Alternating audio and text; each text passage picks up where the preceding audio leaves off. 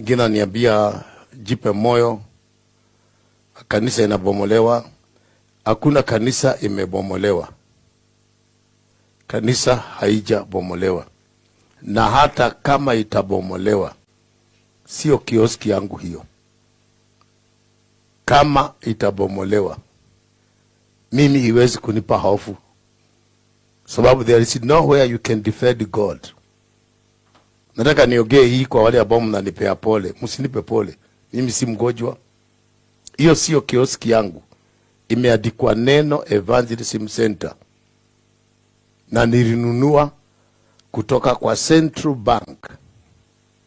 Central Bank ni government. Railway ni government.